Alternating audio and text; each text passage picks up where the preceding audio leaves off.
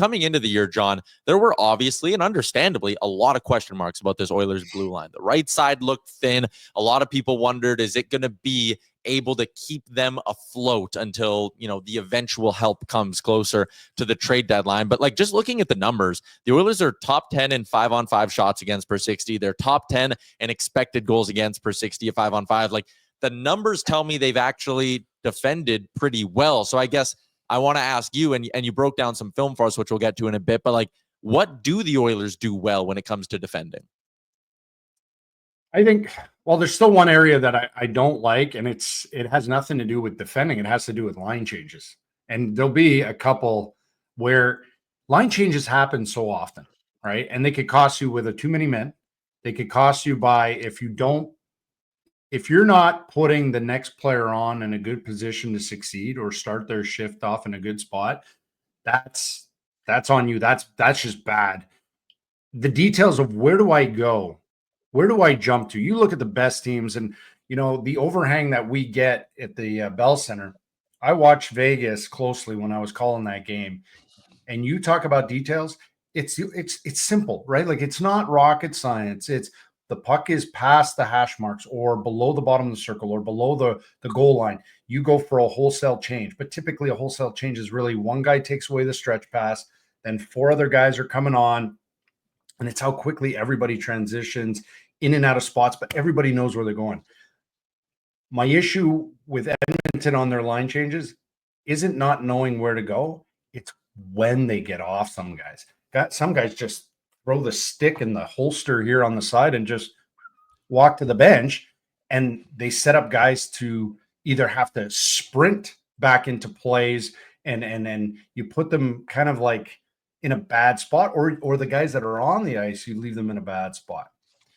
But in saying that, their urgency to back check, their urgency to support the D, because the D really want to play closely together side by side. And that's allowing for, and there's different ways to go about it. Every coach can have their own X's and O's and certain strategies. At the end of the day, it only matters if the team can execute the game plan. And if those players within the game plan instinctually can play the game without feeling like locked down by X's and O's, they know what the game plan is and they go. They instinctually go, hey, I see an open man, I defend an open man. I see an on-man Russian happen. I'm not just letting the D, have to figure it out by themselves. And that's their sense of urgency. And I'm starting to see it more and more. And Tyler and I made a deal. We would ignore the game against Florida going into this breakdown because as Tyler asked me to take a look at this, I had set it up with all the last 9 games and points. It's this type of stuff.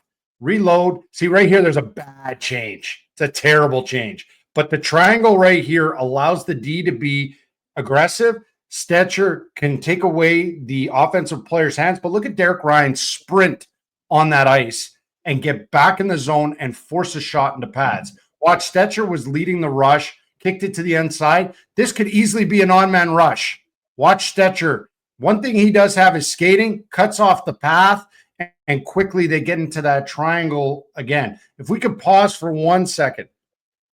Pause. Okay. One of the things that these guys are doing, they're not necessarily killing the rush at the blue line. There are a lot of coaches that speak in absolutes and so-called pundits. Oh, you got to step up with the blue and you got to kill it at the blue. In fact, if you have good strategy and understand space and understand timing, there are teams that do a really good job of killing the rush after the blue line. And that's what Edmonton's doing. Their numbers after the blue line, because you could go through all kinds of analytic platforms. They might say they're not killing the play at the blue line. But who's to say it can't be you're killing the play 5 feet later or 10 feet later, or you're not giving up opportunities from the slot. And that's what they're doing is when they can't kill plays at the blue or even sooner, what they're doing is they're steering you. They're steering you to the outside. They get into a lot of these triangles. Everybody identifies who they have, and then they move forward. And what they're also doing is they're allowing the fourth and fifth guy to get into the picture, and then they're not giving up the interior. right? You could kill plays at the blue, but you might actually create a 50-50 in an odd man situation for your D partner to figure out. So let's keep these rolling. You're going to see on the next one, Vegas is going to cut it off just inside their own blue line. They're going to carry D tight together. Watch right here. Boom. Let's get a good stick in there, cut off that pass, and everybody lays on the brakes. And what? We're denying the slot. Nobody's turning. Now watch. Best player in the world. 97 and 97. That's not a good plan. D tight together. What does that do? It forces the play to go to the outside. But where's McDavid? He's all the way back. Connor Brown reacts really well, but know the score, know the clock. They're not going to play loose. You want to play to the outside? No problem. Watch what Derek Ryan does. Cut off the slot. They're not going to allow a hope pass. Watch here. Great gap by Bouchard.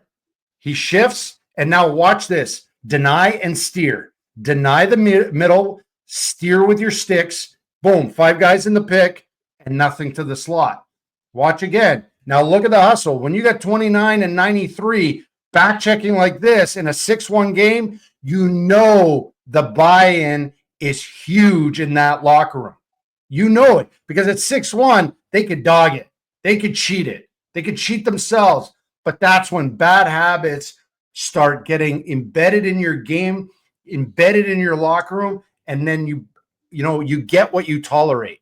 And the fact that those two guys are tracking in a 6-1 game with 10 minutes left shows me that these guys have dialed it up and really bought into defending the rush game more than ever before. What's up, Nation citizens? If you like that video, then you need to be subscribed to the Oilers Nation YouTube. Podcasts, live shows, exclusive interviews, and analysis. Everything you need from your favorite voices at Oilers Nation. And you don't want to miss any of it, so hammer that subscribe button.